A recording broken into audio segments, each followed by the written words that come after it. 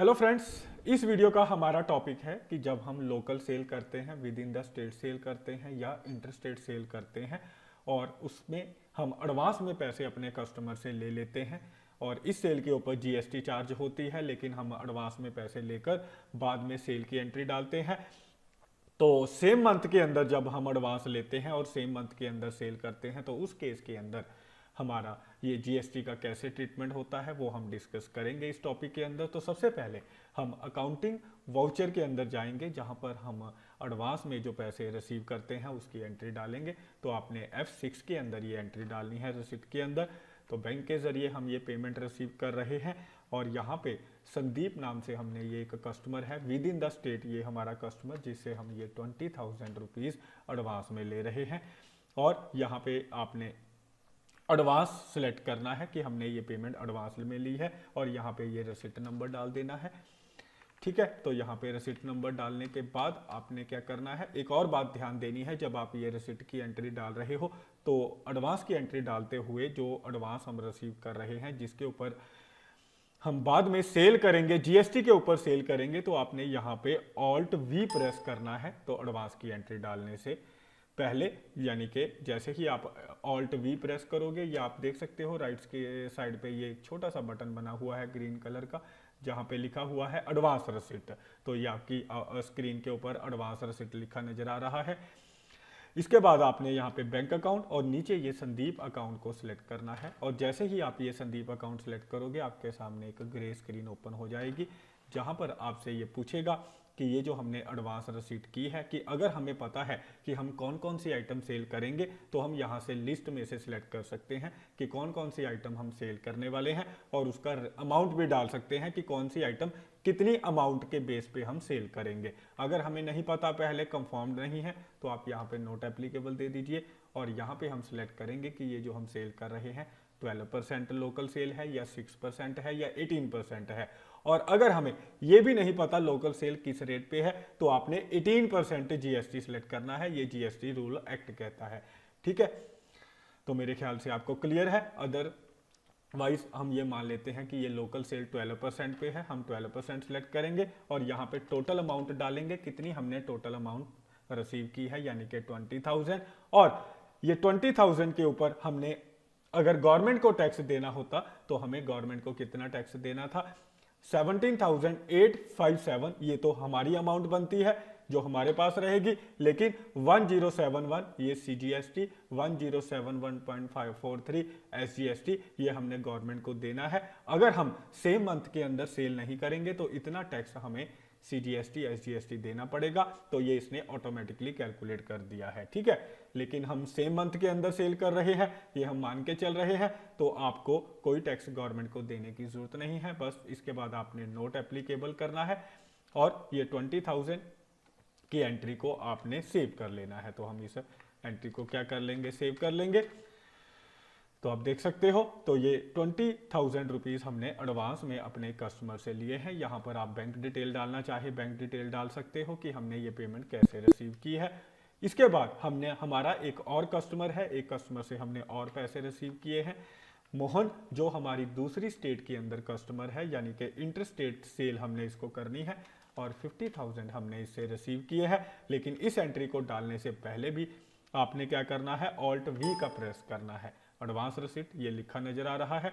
उसके बाद आपने मोहन अकाउंट सिलेक्ट करना है और यहाँ पे आइटम, जो आइटम हम इसको सेल करेंगे, अगर हमें पहले ही कंफर्म्ड है आप सिलेक्ट कर सकते हो, आइटम सिलेक्ट कीजिए और अमाउंट डालते चले जाइए किस अमाउंट के ऊपर हम इनको सेल करेंगे, अगर अमाउंट भी कंफर्म्ड है।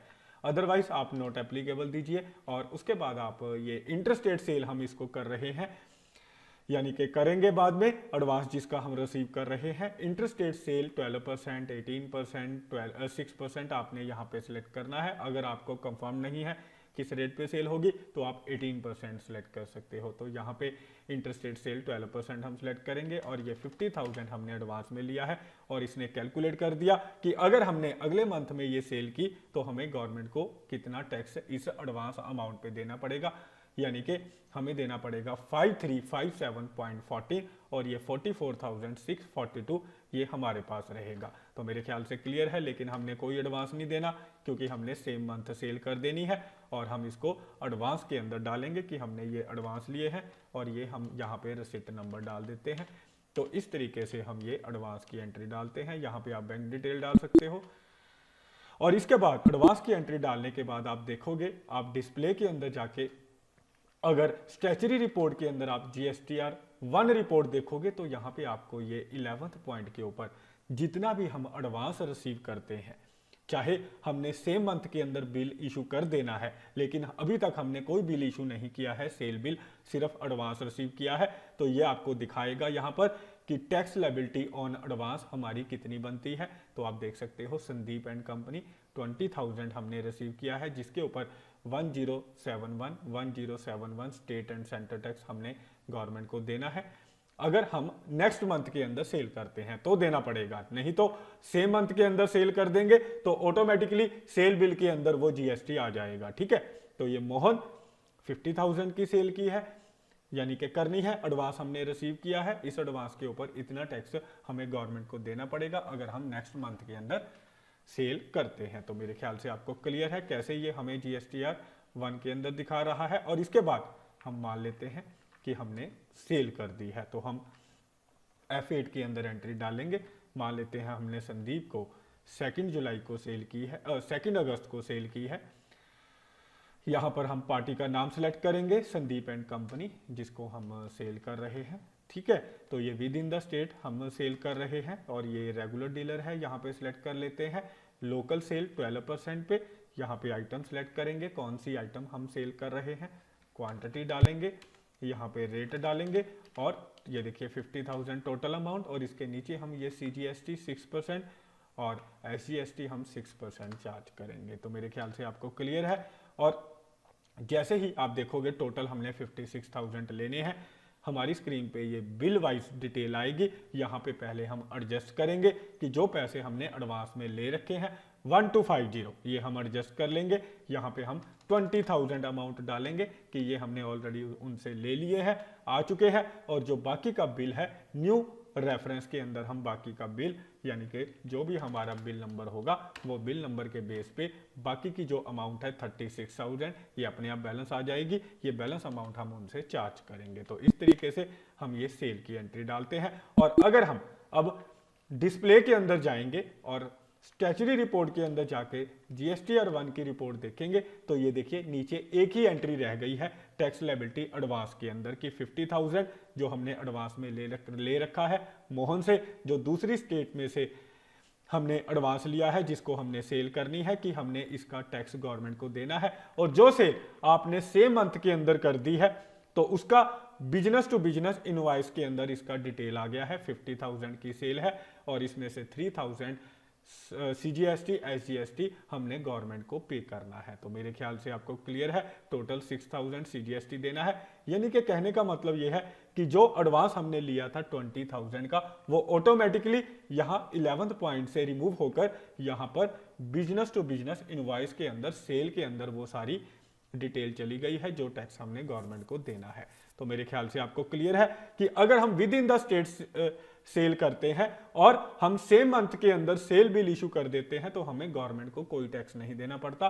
और जब हम सेल कर देंगे, जैसे अभी हमने ये सेल कर दी है संदीप को, तो ये 6,000 जो टैक्स बनता है CGST सेम मंथ के अंदर जो सेल की है ये टैक्स हम गवर्नमेंट को देंगे। तो मेरे ख्याल से आपको क्लियर है। और ऐसे ही अब मान लेते हैं जो ये दूसरी हमने सेल करनी थी, अब ध्यान से सुनिएगा, जो हमने दूसरी सेल करनी थी वो हमें सेल अब नहीं करनी।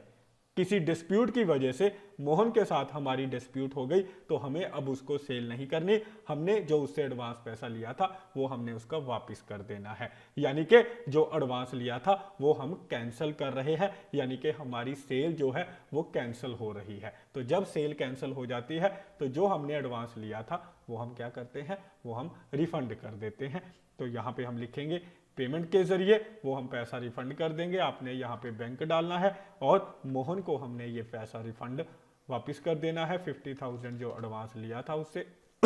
अब हमने उसको सेल नहीं करनी क्योंकि किसी डिस्प्यूट की वजह से सेल कैंसिल हो गई है। तो ये 50,000 हम वापस करेंगे और बिल वाइज एडजस्टमेंट के अंदर ये 102 बिल एडजस्ट कर लेंगे। 50,000 हमने एडजस्ट कर दिया है और यहाँ पे बैंक की डिटेल डालेंगे, जैसे भी हमने उनको पेमेंट की है तो ये हमने कैंसिल कर दिया है। लेकिन जब आप ये कैंसिल की एंट्री डालोगे तो आप डिस्प्ले के अंदर जाके अगर आप इस स्टैच्यूटरी रिपोर्ट के अंदर GSTR 1 के अंदर देखोगे, यहाँ पर टैक्स लायबिलिटी के अंदर अभी भी वो एडवांस दिखा रहा है कि 50,000 एडवांस आया है और हमने इसके ऊपर 5357 गवर्नमेंट को टैक्स देना है। ठीक है, तो इसने तो कैलकुलेट कर रखा है लेकिन हम तो कैंसिल कर चुके हैं। तो अगर आप चाहते हो इस GSTR 1 में से ये टैली इसको कैंसिल कर दे तो आपको कहां जाना पड़ेगा, ये इंक्लूड इन रिटर्न के अंदर जाना पड़ेगा और यहाँ पे ये जो एडवांस रिसिप्ट का हेड है इसके अंदर आपने जाना है। यहाँ पर ये जो मोहन की एंट्री दिखा रहा है 50,000 की, जिसका पैसा हम रिफंड कर चुके हैं, यहाँ पर राइट साइड पे बटन देखिए लिखा हुआ है एक्सक्लूड वाउचर, या आप प्रेस कीजिए Alt X, यहाँ पे क्लिक कीजिए तो ये इस वाउचर को यहाँ से एक्सक्लूड कर देगा। तो अब आप देखोगे ये एंट्री आपके इस टैक्स लायबिलिटी ऑन एडवांस में से अब रिमूव हो चुकी है, एक्सक्लूड हो चुकी है। तो इस तरीके से आप अगर जो हम एडवांस लेते हैं अगर वो बाद में कैंसिल हो जाता है, कैंसिल की एंट्री डालने के बाद यानी कि पेमेंट के अंदर एंट्री डालने के बाद जिस पार्टी से हमने एडवांस में पैसा लिया था वो वापस करने के बाद आपने यहाँ पर इंक्लूड इन एडवांस में आकर